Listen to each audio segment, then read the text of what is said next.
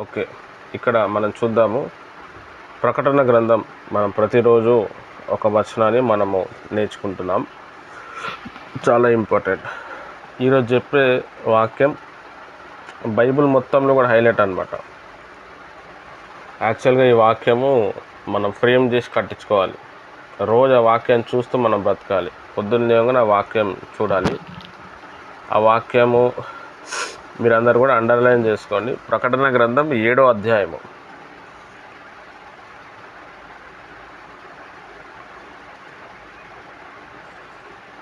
ప్రకటన గ్రంథం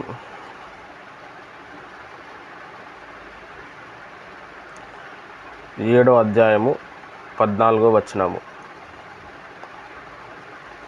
ఒక క్రైస్తవునికి ఇదే చాలా మెయిన్ వాక్యం. ఎవరైనా చదవండి. ప్రకటన గ్రంథం 7వ అధ్యాయం 14వ వచనం.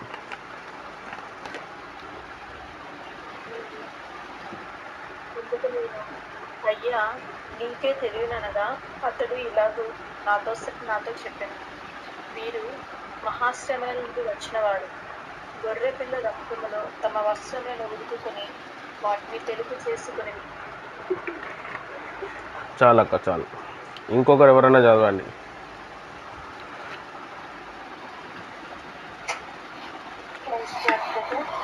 అందుకు నేను, అయ్యా, నీకే తెలియననగా అతడు ఇలాగూ నాతో చెప్పాను. వీరు మహాశ్రమల నుండి వచ్చిన వారు.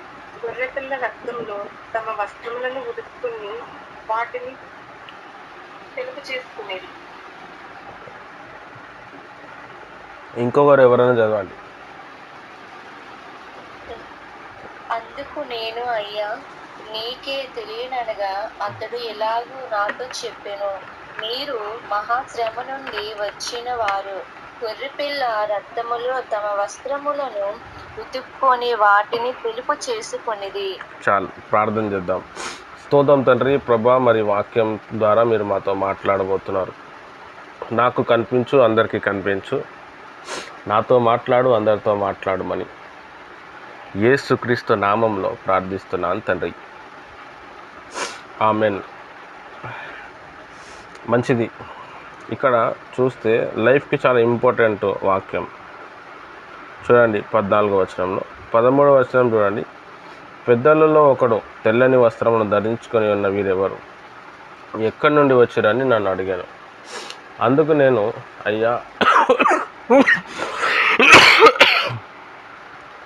అయ్యా నీకే తెలియననగా అతడు ఇలాగూ నాతో చెప్పాను. వీరు మహాశ్రమలను నుండి వచ్చిన వారు. గొర్రెపిల్లల రక్తంలో తమ వస్త్రమును ధరించుకొని ఉతుక్కొని వాటిని తెలుపు చేసుకొనిది. హల్లెలూయా. యోహాను భక్తుడు ఆత్మ మూలంగా పరలోక రాజ్యానికి వెళ్ళాడు. శరీరం పద్మాస్ అనే ద్వీపంలో ఉన్నది. ఈ పద్మాస్ అనే ద్వీపము దాదాపు ఒక 45 కిలోమీటర్లు ఉంటుంది. అంత పెద్దగా ఉంటుంది. 45 కిలోమీటర్ చుట్టూ ఏదైతే ఉంటుందో అలా ఉంటుంది. చుట్టూ సముద్రం ఉంటుంది. అయితే ఈ పద్మాస్ ద్వీపంలో మరి ఈయన ప్రార్థన చేయంగా దేవుడు ఇతనికి కనిపించాడు. ఈయన తీసుకొని పరలోక రాజ్యం పోయాడు. పరలోక రాజ్యం వెళ్ళిన తర్వాత అక్కడంతా చూపిస్తున్నాడు. ఈయన పరలోక రాజ్యంలో అంతా సెటప్ చూస్తూ ఉన్నాడు. దేవదూతలను చూస్తున్నాడు. మహాసైన్యాన్ని చూసాడు. కొంతమంది తెల్లని వస్త్రాలు ధరించుకొని కూడా ఉన్నారు. వాళ్ళని కూడా చూసి వాళ్ళందరూ కూడా ప్రభువుకు కాలు మొక్కటం, ప్రభువుని అందరూ కూడా ఆరాధన చేయటం చూసి వీళ్ళెవరు, ఈ వైట్ డ్రెస్ వేసుకొని చక్ చక్ చక్ మెరుస్తున్న వారు ఎవరు అని ఈయన అడిగినప్పుడు ఆయన ఏమని చెప్పిండంటే, ఒక దేవదూత ఏం చెప్పిండంటే, వీరు మహాశ్రమలు అనుభవించి వచ్చిన వారు.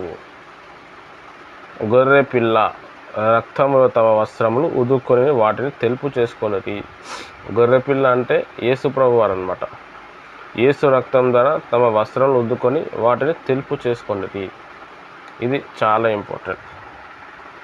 నిన్నటి దినంన చూస్తే వస్తే రండి లేకపోతే పోండి అని చెప్పి నేను చెప్పటం జరిగింది 2-3 రోజులు. ఎందుకంటే ఈ వాక్యం కోసం. మహాశ్రమలు అనుభవించకుండా మనము పరలోక రాజ్యం రాలేము.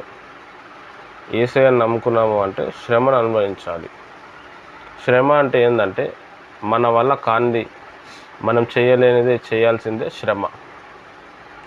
హల్లెలూయా. అది ఏదైనా కావచ్చు.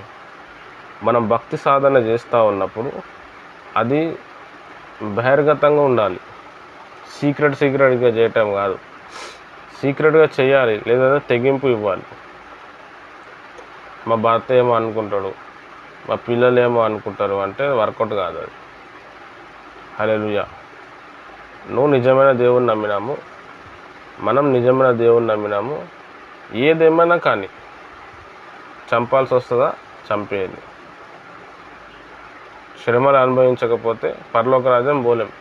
ఇదే మాట పౌలు భక్తుడు కూడా అంటాడు, మనం అందరం మహాశ్రమలు అనుభవించి దేవుని దగ్గర రావాలని. హల్లెలూయా. ఇది చాలా ఇంపార్టెంట్. క్రైస్తవుడు అంటే బాగా శ్రమలు అనుభవించడానికి, శ్రమలను అనుభవించే వ్యక్తిగా మారిపోవాలి. శ్రమ అంటే ఇక ఏదైనా కావచ్చు.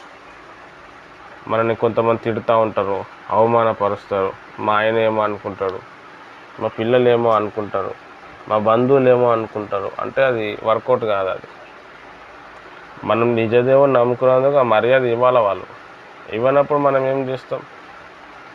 నా పరువు పోతుంది, నువ్వు వదిలేసే ఇచ్చి ఇట్లాంటివి చెప్తూ ఉంటారు. అలాగ తెలియదు. హల్లెలూయా. చాలామంది ప్రభువులో వస్తే దేవుడు ఏం చేస్తలేడు అని చెప్పి వెళ్ళిపోయేటోళ్ళు ఉంటారు. ఏం చేసిండు దేవుడు? వాళ్ళంతా కూడా పరలోక రాజ్యానికి వచ్చే బ్యాచ్ కాదు అది. వాళ్ళకి డబ్బులు కావాలా, తర్వాత వాళ్ళ కోరికలన్నీ కూడా తీర్చబడాలి. తర్వాత ఏముండదు అక్కడ. ఆవేశం ఎక్కువ, ఆలోచన తక్కువ, ముందు చూపు ఉండదు. ఈరోజు డబ్బులు వచ్చేసినాయా లేవా, ఈరోజు పిల్లలు మంచిగా ఉన్నారో లేదా, రేపు ఎటన్నా పోని, ఎవడు ఎటన్నా పోని, మాకు సంబంధమే లేదు. మా పెద్దమ్మ ఒక ఆమె ఉంటుంది, చనిపోయింది ఆమె. మా అమ్మగారికి మొత్తం 3 అక్కలు, మొత్తం 5 మంది అన్నలు. మా అమ్మగారే లాస్ట్. ఈ రెండో పెద్దమ్మ ఆమెకి యేసుప్రభు గురించి చెప్తుండే, ఆమె అంగీకరిస్తుండే, ప్రార్థన చేయించుకుంటుంటే మంచిగా అవుతుండే. ఒకరోజు అడిగింది మా అమ్మకి, యేసుప్రభుని నమ్ముకుంటే ఏమవుతుంది అని. యేసుప్రభుని నమ్ముకుంటే మనం పరలోక రాజ్యం పోతామని చెప్పింది. అప్పుడు ఈమె, ఇక్కడ నేను మంచిగా ఉంటే చాలు, ఇక నేను చచ్చిపోతే ఏమైనా కానీ, ఆమె మాటలు, ఇక్కడ మంచిగా ఉండాలని, నేను ఇక్కడ మంచిగా ఒంటి నిండా బంగారం వేసుకోవాలి, నచ్చిన ఫుడ్ తినాలి, నచ్చిన దైవానికి వెళ్ళాలి, నేను చచ్చిపోతే ఎటన్నా పోని. మళ్ళీ ఇప్పుడు బతకటం గొప్ప విషయమా? ఈ బ్రతుకు 60-70 సంవత్సరాలు పర్మనెంటా? మనం చనిపోయిన తర్వాత బ్రతుకు పర్మనెంటా? మనం ఒకసారి ఆలోచించాలి. హల్లెలూయా. మహా అంటే ఇప్పుడు ఆల్రెడీ మనం సగం ఏజ్లో వచ్చేసినాం. మహా అంటే ఇంకో 30 years 35 years మనం బతుకుతాం దేవుని కృపను బట్టి. అంతకు మించి ఏముండదు. అయితే ఈ 30-35 సంవత్సరాల్లో మనము యథార్థంగా భక్తి చేసినప్పుడు, యథార్థంగా వాక్యాన్ని స్వీకరించినప్పుడు, యథార్థ వాక్య ప్రకారం జీవించినప్పుడు, ప్రతిరోజు ఫ్యామిలీ ప్రేయర్ చేసినప్పుడు, ప్రతిరోజు బైబిల్ చదివినప్పుడు, హల్లెలూయా, చాలా కష్టాలు వస్తాయి, చాలా శ్రమలు వస్తాయి, చాలా వేదన వస్తుంది, చచ్చిపోయే పరిస్థితి వస్తుంది. ఒకవేళ ఆ టైంలో మనం చచ్చిపోతే మనం పరలోక రాజ్యం పోవటానికి 100% ఛాన్స్ ఉంటుంది, లేకపోతే పోలేం. బాప్తిజం తీసుకో, రీ ఖబార్ అబార్ అషిరియా, అన్య భాషలు మాట్లాడు, పాటలు పాడు, స్టేజ్ మీద పాటలు పాడు, ఫోన్లలో పాటలు పాడు, యేసు ప్రభు కోసం నేను చచ్చిపోతా చాలామంది చెప్తారు. నేను అంతకుముందు కూడా, ఒకవేళ కత్తి మీ మీదకి వచ్చింది, మరి మీరు చచ్చిపోతారా, మీరు నిలబడతారంటే మేము అందరం చచ్చిపోతాం అంటారు. అది చెప్పనీకే బాగుంటుంది. శ్రమ వచ్చినప్పుడు, శోధన వచ్చినప్పుడు, ఏమన్నా క్వశ్చన్లు అడిగినప్పుడు అక్కడ తేలిపోతుంది అనమాట. ఒరిజినల్ క్యారెక్టర్ బయటకు వస్తుంది, ఏముండదు. కాబట్టి దేవుని ప్రియమైన వారలారా, ఈ విషయము బైబిల్ చదవలేదు అనుకోండి, ఎట్లా తెలుస్తుంది మీకు? ఎవడు చెప్పలేదు అనుకోండి, ఎట్లా తెలుస్తుంది? హల్లెలూయా. ఇక్కడ యోహాన్ భక్తుడు ప్రార్థన చేశాడు. ఆయన శరీరం అంతా కాలిపోయింది, ఆయన భయంకరమైన స్టేజ్లో ఉన్నాడు. ఆయనను చంపాలని చూస్తే ఎవరి వల్ల అవుతలేదు. డొమెట్రిషియస్ అని ఒక చక్రవర్తి ఆయనను ఇబ్బంది పెట్టాడు. ఆ జైల్లో ఉన్న వాళ్ళందరినీ మార్చేస్తున్నాడు ప్రార్థనలు చేసి. ఇట్లా కాదని చెప్పి ఆయనని ఘోరంగా కాలుతున్న నూనెలో వేశారు. పెద్ద బాండిలో కాలుతున్న నూనెలో వేస్తారు. నూనెలో కాలిపోయాడు కానీ ఆయన ప్రాణం పోతలేదు. మామూలు విషయం కాదు నూనెలో కాలిపోవటం అంటే. మనం వంట చేస్తున్నప్పుడు ఒక నూనె చుక్క బాడీ మీద పడితేనే మనకి యేసుప్రభు గుర్తుకొస్తాడు. దాని తర్వాత భయంకరమైన పాము విషం ఇచ్చారు. ఏం కాలే. వాళ్ళకి ఛాలెంజ్ అయిపోయింది, ఈయన చంపటం మన వల్ల అవుతలేదు, ఈయన తనకు తానే సూసైడ్ చేసుకోవాలని చెప్పి ఆయన కండకి గంతలు కట్టి సముద్రం మార్గం గుండా పద్మాస్ అనే దీపం దగ్గరికి తీసుకొని వచ్చారు. వదిలేసి వెళ్ళిపోయారు. విపరీతమైన ఆకలిస్తుంది, తిందామంటే ఏం లేదు, మొత్తం రాయే, అది చెట్లు ఉండవు, ఏముండవు. వాటర్ తాగుదామంటే సముద్రం నీళ్ళు, అంత ఉప్పు ఉప్పు ఉంటాయి. తన బాడీ చూసుకుంటే చాలా భయంకరం, మొత్తం ఒళ్ళంతా కాలిపోయింది. బంధువులు లేరు, చుట్టాలు లేరు. ఒక మంచి సేవకుడు ఆయన, అనేక మందికి బాప్టిజం ఇచ్చిన వ్యక్తి. యేసుప్రభు వారు చనిపోకముందు వాళ్ళ తల్లిని చేర్చుకొని, తల్లి చనిపోతే తల్లికి సమాధి చేసిన వ్యక్తి. అంటే యేసుప్రభు 12 మంది శిష్యుల్లో ఎవరికి వాళ్ళ తల్లిని అప్పచెప్పలే, ఈయనకే అప్పచెప్పిండు. అంటే చాలా యోగ్యత ఉంది యేసుప్రభు కుటుంబంలో ఒక వ్యక్తి అయినా. మరి ఆయన జీవితం ఎట్లుండాలి? ఏమి లేదు. చాలా భయంకరం బాధ విషయం. అప్పుడైనా మోకాల మీద ఉండి సండే రోజు బాగా ఏడ్చుకుంటూ ప్రార్థన చేస్తే దేవుని ఒక ఆత్మ వచ్చి తీసుకుపోయింది. ఆయన ప్రార్థన చేసిండు, దేవుని ఒక ఆత్మ తీసుకుపోయింది. ఆయనకు భయంకరమైన శ్రమ, చచ్చిపోవాలనే మూమెంట్, ఏం చేయాలో అర్థం కానీ ఆ టైంలో ప్రార్థన చేశాడు. ఆ ప్రార్థనలో దేవుని ఒక ఆత్మ వచ్చింది. వచ్చి ఏం చేసిండంటే దేవుడు ఆయనను పరలోక రాజ్యం తీసుకుపోయి రాబోతున్న భవిష్యత్తు ఎట్లా ఉంటుందో ఆయన ద్వారా చెప్తే ఆయన రాసుకుంటూ వచ్చాడు. ఆయన ఉన్నందుకు మనకి ప్రకటన గ్రంథం వచ్చింది. బైబిల్ మొత్తంలో ప్రకటన గ్రంథం ఒక పెద్ద మర్మం. దీంట్లో 22 అధ్యాయాలు ఉంటాయి. హీబ్రూ భాషలో 22 లెటర్స్ ఉంటాయి. బాగా అర్థం చేసుకో. అట్లా 22 అధ్యాయాలు రాశారు. ఈ 22 అధ్యాయాల్లో వివరించేటోడు ప్రపంచంలో ఎవరు లేడు. అందరు చెప్తారు కానీ 50-60% ఈవెన్ దో నేను కూడా. ఎందుకంటే తెలియదు మొత్తం, దాన్ని ఎవరు రివీల్ చేయాలి, దేవుడు వస్తేనే రివీల్ అవుతుంది. అయితే ఈయన మహాశ్రమలు అన్వయించకపోతే, ఆ మహాశ్రమల్లో ఈయన ప్రార్థన చేయకపోతే ఈ విషయం ఆయనకి తెలిసేది కాదు. ఆయన పరలోక రాజ్యానికి వెళ్ళి అక్కడ చాలామంది వచ్చినట్టు కనిపిస్తే, అంటే వాళ్ళు చనిపోయిన వాళ్ళందరూ అక్కడ కనిపిస్తే వీళ్ళంతా ఎవరు, అనేక జాతి ప్రజలు ఉన్నారు, వీళ్ళు ఎవరు అంటే వీళ్ళు మహాశ్రమలు అనుభవించిన వాళ్ళు. ఇది చాలా ఇంపార్టెంట్. శ్రమలు అనుభవించకుండా నువ్వు ప్రభు రాజ్యంలో రాలేవు. ఎందుకు బాప్టిజం తీసుకుంటున్నాము? పరలోక రాజ్యం పోవటానికి తీసుకుంటున్నాం. ఎందుకు సండే చర్చికి వెళ్తున్నాము? పరలోక రాజ్యం పోవటానికి. ఎందుకు ప్రభు బలలో పాల్గొంటున్నాం? సండే రోజు చర్చి. సండే ప్రభు ఏమన్నాడు? ఎవరైతే నా శరీరంలో నా రక్తంలో పాల్గొంటారో అంత్య దినంలో నేను వారిని లేపుతా అన్నాడు. నన్ను జ్ఞాపకం చేసేట్టుగా దీనిని చేయండి అని చెప్పిండు, ఆ రొట్టె ద్రాక్షరసం నిమిత్తం. అంటే పరలోక రాజ్యం పోవాలన్నా, ప్రభుని జ్ఞాపకం చేసుకోవాలన్నా ఆ రొట్టె ద్రాక్షరసం మనం పాల్గొందాం, నిండా నీళ్ళలో బాప్టిజం తీసుకోవాలి. ఇవి తీసుకున్న తర్వాత అయిపోయిందా అంటే శ్రమలు వస్తే శ్రమల్ని తట్టుకోవాలి. శ్రమ అంటే ఏంది? ఇప్పుడు నీకు ఇష్టం ప్రేయర్ చేయాలని, వాళ్ళు చేయనీకి ఇవ్వరు, నువ్వు తట్టుకొని చేయాలి. సేవ చేయాలని నీకు ఇష్టము, చేయనీకి ఇవ్వరు, నువ్వు చేస్తా అని చెప్పి పరిగెత్తాలి. అదే కదా శ్రమ, అవే కష్టాలు. అప్పులు, రోగాలు, ఇవన్నీ మనం ఎట్లయినా కొనసాగించవచ్చు. మనము నిజమైన భక్తి చేస్తూ ఉన్నప్పుడు వచ్చే ఆటంకాలు ఉంటాయి కదా, అదే నిజమైన శ్రమ అన్నమాట. హల్లెలూయా. బ్లాండినా అని ఒక ఆమె యేసుప్రభుని వదిలే అని చెప్పారు. నేను వదిలేను అని చెప్పి చాలామందిని మార్చింది. ఆమె వాళ్ళ తమ్ముడిని తీసుకొచ్చి వాళ్ళ తమ్ముడిని బాగా కొడితే కూడా ఆమె లైట్ తీసుకుంది. వాళ్ళ తమ్ముడిని చంపేసారు, అయినా లైట్ తీసుకుంది.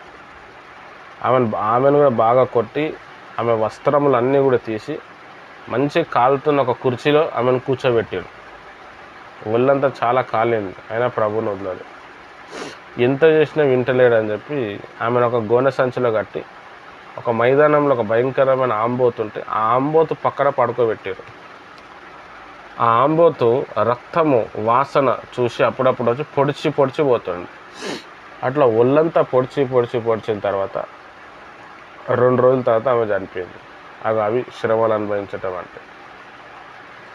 నేను కూడా మీకు ఈ కాన్ఫరెన్స్ ప్రేయర్లో చెప్పేది ఏంటంటే, ఈ కాన్ఫరెన్స్ ప్రేయర్ ద్వారా మీకు చెప్పేది ఏంటంటే, నీకు అలాంటి శ్రమలు వస్తే నువ్వు అనుభవిస్తావా? నీ వల్ల అవుతుందా? నీ వల్ల అయితేనే ఈ కాన్ఫరెన్స్ ప్రేయర్లో ఉండాలి, లేకపోతే వెళ్ళిపోవాలి. సింపుల్. మీరు ఏడికన్నా పోండి, నాకు సంబంధం లేదు. హల్లెలూయా. మహాశ్రమలు అనుభవించే వ్యక్తులను నేను తయారు చేసుకుంటున్నా. చాలా ఇంపార్టెంట్. అట్లయితేనే ఈ కాన్ఫరెన్స్ ప్రేయర్లో మీరు అందరూ ఉండొచ్చు, లేకపోతే వెళ్ళిపోవచ్చు. ఏం తప్పేమీ కాదు. మిమ్మల్ని బుజ్జగించి మీకు ధైర్యం చెప్పే మాటలు కావు. ఎక్కడ ధైర్యం చెప్పాలో అక్కడే చెప్తాం. ఎక్కడ ఖండించాల్సి వచ్చినప్పుడు అక్కడ ఖండిస్తాం. ఎందుకంటే ఇక్కడ వాక్యం చెప్తుంది, నేను కాదు. ఇప్పుడు నేను చెప్తేనే కదా మీకు తెలిసేది. నేను చెప్పకపోతే అయ్యో శాంసన్ గారు చెప్పలేడు అంటారు. కాబట్టి శ్రమలు అనుభవించకుండా మీరు పరలోక రాజ్యం రాలేరు.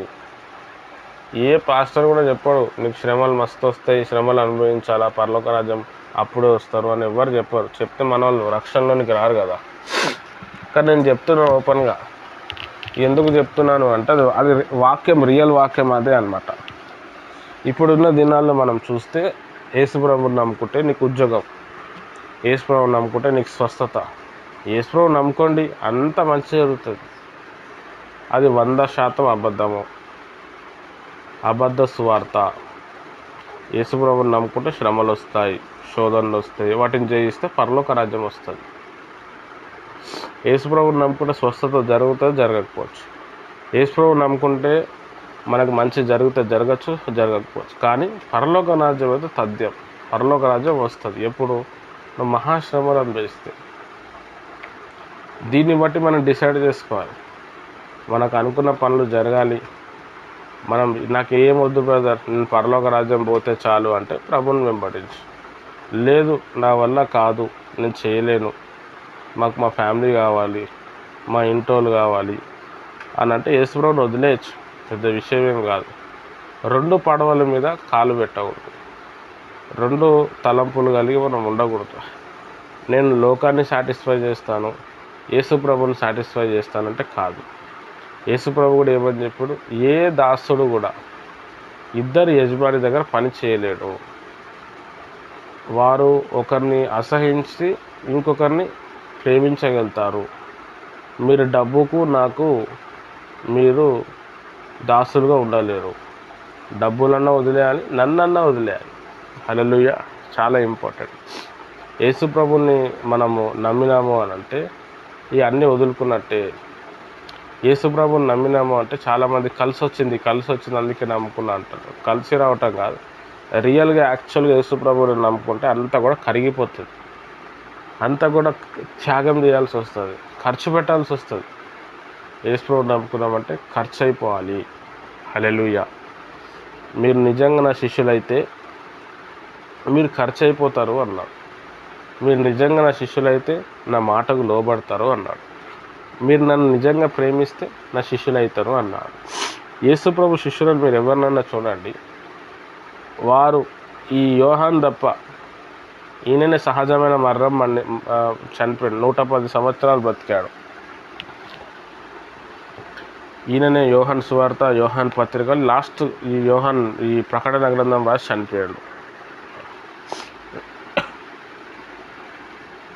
ఒక 30 ఏళ్ళు 40 ఏళ్ళ క్రితం భూమి మీద చూసిన యేసయ్యను మళ్ళీ పరలోక రాజ్యంలోనే చూస్తాడు. చాలా సంతోషపడ్డాడు. కానీ ఈ విషయం చూశాను, ఆశ్చర్యపోయాడు. హల్లెలూయా. కాబట్టి మనం నిజంగా దేవుణ్ణి ప్రేమించినాము అని ఎప్పుడు తెలుస్తుంది అంటే లైఫ్లో రిస్క్ తీసుకున్నప్పుడు, దేవుని కోసం రిస్క్ తీసుకున్నప్పుడు మనం నిజంగా ప్రేమించినట్టు. శ్రమలు అనుభవించాలంటే మన కోసం శ్రమలు కాదు, దేవుని కోసం శ్రమలు, అది కూడా మహాశ్రమలు. హల్లెలూయా. నీకోసం నువ్వు శ్రమ పడుతున్నావు అనుకో, అది కాదు, దేవుని కోసం శ్రమ పడాలి.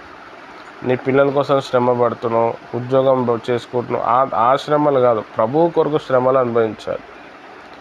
హల్లెలూయా. శ్రమ లేనివాడు క్రైస్తవుడే కాదు. ఏ శ్రమ? ప్రభువు కొరకు శ్రమ, మన శ్రమ కాదు. అట్లా అంటే ప్రతి వ్యక్తి శ్రమలు అనుభవిస్తూనే ఉంటారు. ప్రతి వ్యక్తి ఉద్యోగంలో కావచ్చు, వ్యాపారంలో కావచ్చు, ఎమ్మెల్యేలు కావచ్చు, ఎంపీలు కావచ్చు, మనకంటే ఎక్కువ శ్రమ ఉంటుంది. వాళ్ళంతా క్రైస్తవులు కాదు, వాళ్ళంతా దేవుని రాజ్యం పోరు.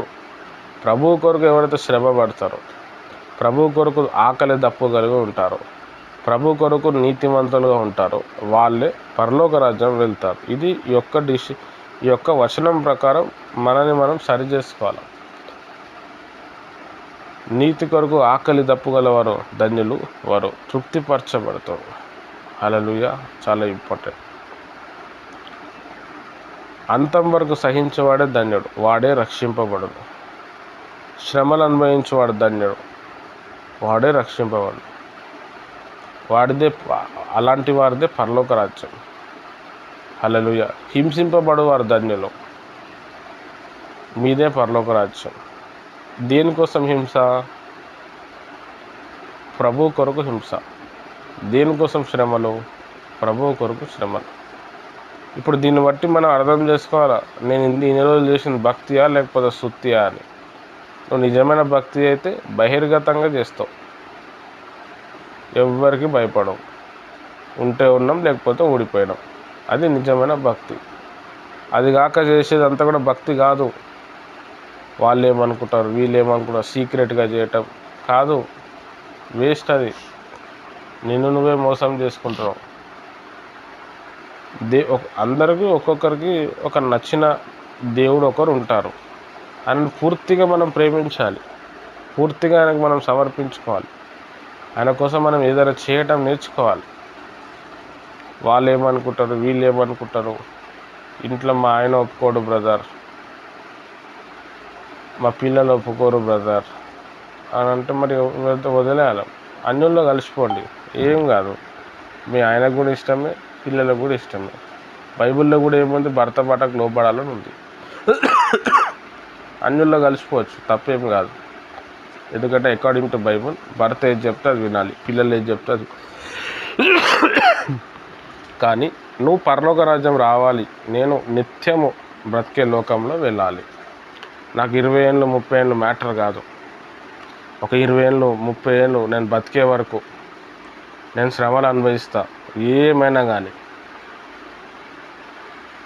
దేవుని కోసం జీవిస్తా, దేవుడు పిలిస్తే వెళ్ళిపోతా అని అనుకుంటేనే ప్రభుని నమ్ముకోండి, అంతే. యేసు ప్రభుని నమ్ముకుంటే మాకు మంచి జరుగుతుందని కాదు. అన్య దేవతలకు మొక్కితే కూడా మంచి జరుగుతుంది. తిరుపతికి పోయిరండి, మంచి జరుగుతుంది. ఆంజనేయ స్వామి గుడికి పోండి, మంచి జరుగుతుంది. జరగదా? మరి జరగకపోతే ఇంతమంది ఎలా నమ్ముకున్నారు? ఓన్లీ పరలోక రాజ్యం రావాలి అంటే యేసు ప్రభుని నమ్ముకోండి. మహాశ్రమలు అనుభవించేది అంటే పొద్దున్న లేచి మార్నింగ్ లేచి ప్రేయర్ చేయటం చాలా రిస్క్తో కూడింది. అది చేయలేం, చాలా కష్టం, కానీ చేయాల్సి వస్తుంది. అప్పుడప్పుడు ఉపవాస ప్రార్థనలు కష్టం, చేయాల్సి వస్తుంది. వాక్యం చెప్పాల్సి వస్తుంది, సువార్త చెప్పాల్సి వస్తుంది. ఎంతోమంది ఎన్నో అవమానాలు పడతారు, అంటారు, అవన్నీ కూడా మనం భరించాల్సి వస్తుంది. దైవజనుడు కూడా అప్పుడప్పుడు అడుగుతుంటాడు, ఖండిస్తూ ఉంటాడు, అనుభవించాల్సి వస్తుంది. దేవుని కోసం, దైవజనుడి కోసం కాదు. నేను అదే చెప్పేది, నన్ను సాటిస్ఫై ఎవరైనా చేయాలనుకుంటే మీరు బెస్ట్ వెళ్ళిపోవచ్చు. నన్ను తృప్తిపరచడానికి నా కోసం మీరు రాకండి, మీ సమయం వ్యర్థపరచుకోకండి, మీ ఆరోగ్యాన్ని కాపాడుకోండి. లేదు బ్రదర్ మీ కొరకు కాదు, మేము దేవుని కోసం వస్తున్నాము అంటే నిలబడండి. వస్తాయి శ్రమలు, చాలా కష్టాలు వస్తాయి, చాలా వేదన వస్తుంది, రక్తం గార్చే సమయం వస్తుంది, ప్రాణం పోయే సమయం వస్తుంది. నిలబడండి, చివరి వరకు నిలబడండి. చెప్పటం చాలా ఈజీ, ఆ పోతే పోని ప్రాణం, అయితే అవుతుంది, నేను దేవుని కోసం బతుకుతా, ఇవన్నీ చాలా ఈజీ, మంచిగా అనిపిస్తుంది చెప్పని. కానీ ప్రాక్టికల్గా వచ్చినప్పుడు చేయలేం. ఇప్పుడు ఈ వాక్యం బట్టి చాలామందికి భయం అవుతుంది, అసలు ఎట్లెట్లనో ఉంటుంది. ఏంద్రా బాబు ఈరోజు అనవసరంగా వచ్చినట్టు అయిపోయింది అన్నట్టు ఉంటుంది. కానీ ఇదే ఫ్యాక్ట్ అనమాట. లోకంలో ఈ బోధనే లేదు, ఈ బోధ లేక అన్ని బోధలు ఉన్నాయి. హల్లెలూయా. మనుషులను మెప్పించే బోధలే ఉన్నాయి కానీ క్రీస్తు ప్రభు దగ్గర నడిపించే బోధలు లేవు. క్రీస్తు కొరకు మనం శ్రమలు అనుభవించాలనే బోధలు లేవు. ఇక్కడ బైబిల్ ఏం చెప్తుంది? క్రీస్తు కొరకు శ్రమలు అనుభవించాలి, నా కొరకు కాదు. హల్లెలూయా. ఇది నా సంఘం కాదు, నాది ఏది కూడా సంఘం కాదు. హైదరాబాద్లో ఉన్నది కూడా నా సంఘం కాదు, ఆంధ్రాలో ఉన్నది కూడా నా సంఘం కాదు. మీరు నా సంఘస్థులు కాదు, మీరు యేసయ్య సంఘము. యేసు ప్రభు వారు మీ కొరకు చనిపోయిండు, తిరిగి లేచాడు. యేసు ప్రభు వారు మిమ్మల్ని కన్నాడు. యేసు ప్రభు వారు మిమ్మల్ని గుర్తుపట్టాడు. యేసు ప్రభు వారు మిమ్మల్ని పిలుచుకున్నాడు. నేను కాదు, నేను జస్ట్ ఆయన ఒక పని మనిషిని. ఆయన నాకు కొన్ని చెప్తాడు, అది నేను మీకు చెప్తాను. ఆయన నాకు కొన్ని చేపిస్తాడు, మీతో చేపిస్తాను. ఆయన మనుషులను చూసుకోవటం, వారిని ఆదరించడం, వాళ్ళని బలపరచడం, అదే నా పని. అది కూడా నాకు పెద్ద శ్రమతో కూడుకున్నది. నిద్రలు ఉండవు, ఆరోగ్యం పాడైపోతుంది, ఫ్యామిలీని వదిలేసి రావాల్సి వస్తుంది. మనం ఏదైతే ప్రేమిస్తో అది దూరం అయిపోతూ ఉంటుంది. కానీ ప్రభు కొరకు చేయాలి, శ్రమలు అనుభవించాలి. హల్లెలూయా. కాబట్టి మీరు అందరూ ఒకసారి ఒక డిసిషన్ తీసుకోండి. నేను పరలోక రాజ్యం పోవాలనుకుంటే నేను ప్రభువుని నమ్ముతా, లేకపోతే వేస్ట్, అవసరం లేదు. చాలామంది అన్యులు సండే వచ్చినప్పుడు ఒక 4-5 సండేలు వస్తారు, మిగతా టైం పని అయిపోతుంది, దేవుడు కార్యం చేస్తే కూర్చుంటారు, మా పని అయిపోయింది కదా అని. వాళ్ళందరూ పరలోక రాజ్యం వెళ్ళలేరు, కష్టం. మేము కూడా క్రిస్టియన్సే అంటారు, మేము కూడా బాప్టిజం తీసుకున్నాం, నాకు బైబిల్ అంతా తెలుసు అంటారు. ఏం తెలుసు నీకు బైబిల్? దేవుని కోసం ఏం శ్రమ పడ్డావు నువ్వు? ఏ రోజైనా దేవుని కోసం యథార్థంగా ఆరాధన ప్రార్థన చేస్తున్నారా? ఎక్కడ సీక్రెట్గా కాదు, సైలెంట్గా కాదు, అందరి ముందల. ఏమీ లేదు. హల్లెలూయా. దేవుని కోసం మనం ఏం చేసినామంటే ఏం లేదు. నేనైతే ఇంతవరకు ఏం చేయలే, కరాఖండ్గా చెప్తున్నా. ఇప్పటి నుంచి అయినా ఇంకేదైనా చేయాలి, శ్రమలు అనుభవించాలి, వేదన పడాలి, దుఃఖం పడాలి. చాలామంది ప్రశ్నిస్తారు, నాకు అదేందో అర్థం కాదు. ఏమంటే ఇన్ని సంవత్సరాల నుంచి చర్చికి పోతున్నాం బ్రదర్, పని అవుతలే. ఇంత ప్రార్థన చేసినా పని అవుతలే. కొన్ని విషయాలు పనులే కావు. అట్లా అని చెప్పి దేవుడు లేనట్టు కాదు. హల్లెలూయా. మన ఆలోచన విధానం రాంగు. పరలోక రాజ్యం కావాలంటే శ్రమ అనుభవించు, నిందలు అనుభవించు. ఎస్, మనం ప్రేయర్ చేసేదానికి దేవుడు కొన్నిట్లా ఆన్సర్ ఇవ్వడు, అయినా కానీ వెంబడించాలి. అది నిజమైన క్రైస్తవత్వం అంటే. హల్లెలూయా. కాబట్టి నేను మిమ్మల్ని ఎవరిని కూడా సాటిస్ఫై చేస్తలేను, జస్ట్ వాక్యం చెప్పాలి కాబట్టి వాక్యం చెప్తున్నాను. మీరు ప్రభు కొరకు శ్రమలు అనుభవిస్తాము, ప్రభు కొరకు కన్నీరు గారుస్తాము, దేశం కోసం కన్నీరు గారుస్తాము, సువార్త ప్రకటిస్తాం. ఏదేమైనా కానీ పీక మీద కత్తే రాని, మా ఇంటోళ్ళు మమ్మల్ని చంపేయని, కులంలోకి వెళ్ళి వెలివేసని, ఏది ఏమైనా ఉంటే ఉన్నాం, లేకపోతే ఊడిపోయినాం అని మీరు కానీ తెగింపు ఇస్తే ఖచ్చితంగా మీరు పరలోక రాజ్యం పోయే ఛాన్స్ ఉంటుంది. ఇది చేయకుండా నువ్వు ఏది చేసినా పని చేయదు, ఇది చేయకుండా నువ్వు అన్నీ చేసినా పని చేయదు. హల్లెలూయా. కాబట్టి ప్రభువు కొరకు శ్రమలు అనుభవించాలి. అక్కడ చూడండి ఎంత మంచిగా, వారు మహాశ్రమలు అనుభవించి తమ వస్త్రమును గొర్రెపిల్ల రక్తంతో ఉతుక్కున్నారు అంటున్నాడు. ఎస్, మనము మన పాపాల కోసం మనము ప్రభు యొక్క రక్తంతో మనం కడుక్కోవాలి. ప్రతిరోజు దేవుడు మనకిచ్చిన వస్త్రాన్ని మనం కడుక్కోవాలి. మనం వేసుకున్న డ్రెస్ ఒకరోజు వేసుకున్న తర్వాత అది మురికి అయిపోతుంది, దాన్ని కడుక్కోవాలి. దేవుడు కూడా మన బాప్తిజం పొందినప్పుడు ఒక వస్త్రంతో మనం కప్పుతాడు. ఆ వస్త్రము ఏదో రకంగా పాపంలో మనం పడినప్పుడు అది మలినం అయిపోతుంది. ఆ మలినమైపోయిన వస్త్రాన్ని యేసే రక్తంతో మనం కడుక్కోవాలి. అంటే ప్రతిరోజు ప్రభువుని చూస్తూ మనం నడవాలి. ప్రతిరోజు ప్రభువు కొరకే మనం నడవాలి. ఇదే క్రైస్తవ జీవితం. ఇట్లయితేనే పరలోక రాజ్యం పోగలుగుతాము.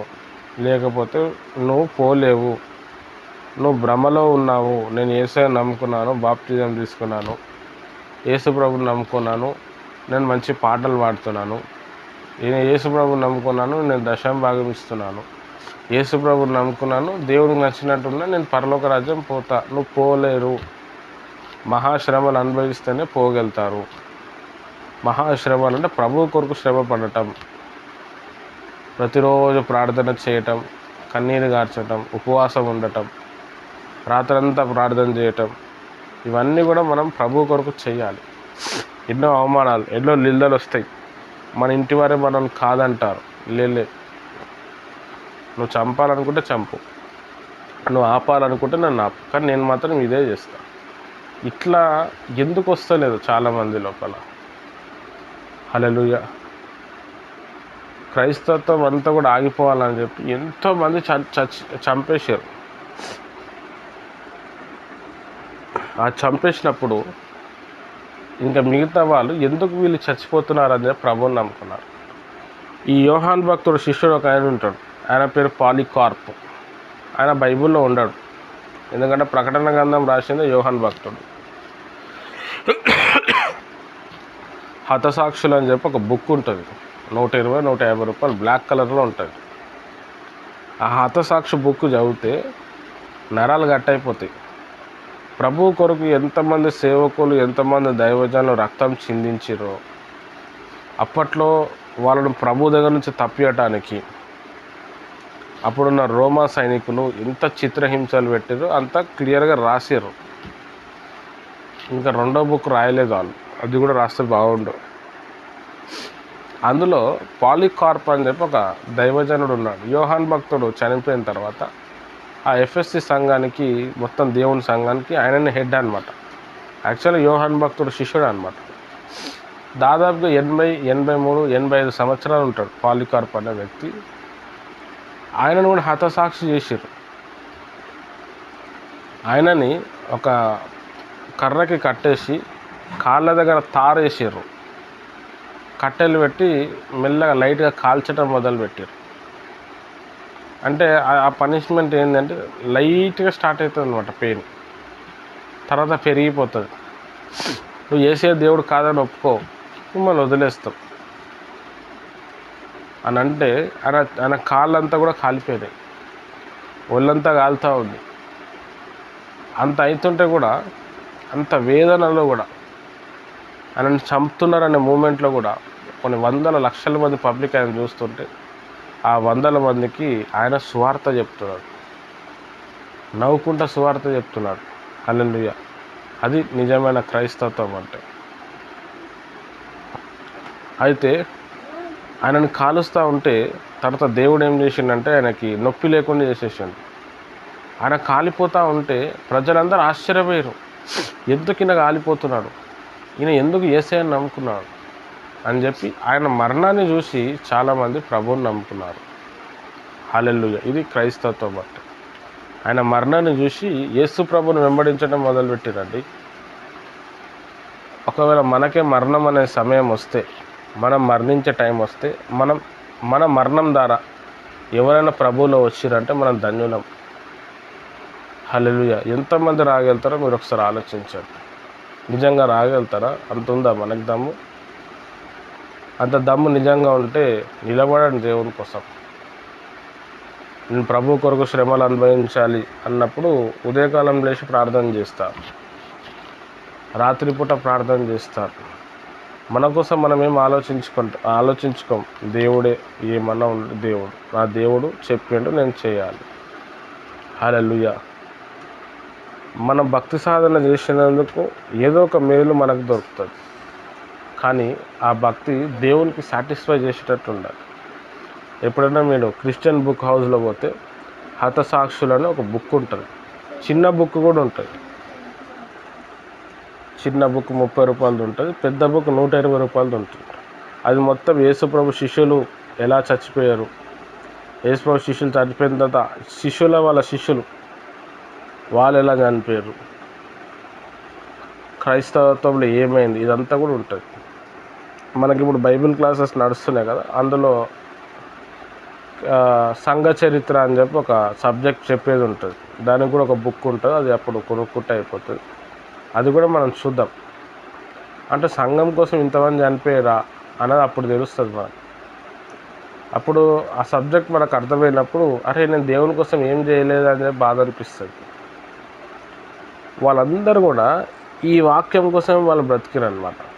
హల్లెలూయా. చాలా ఇంపార్టెంట్. అసలు మనం చేసే భక్తే కాదని ఆ రోజు అర్థమవుతుంది. కాబట్టి ప్రభు కొరకు జీవిద్దాము. మీ అందరూ కూడా చెప్పేది అదే. మీరు ప్రభు కొరకు జీవించేది ఉంటే నాతో పాటు ట్రావెల్ చేయండి. మాకు ఇన్ని శ్రమలు వద్దు బ్రదర్, మాకు లగ్జరీ లైఫ్ కావాలి అంటే నన్ను వదిలేయండి, నేను ఇంకా వేరే వాళ్ళని ఎవరినన్నా పట్టుకుంటా. హల్లెలూయా. మీ ఇష్టం, అట్లా నాదేం అట్లేం లేదు. దేవుడి మాటలు దీవించునుగాక. ఆమేన్. ప్రార్థన చేసుకుందాం.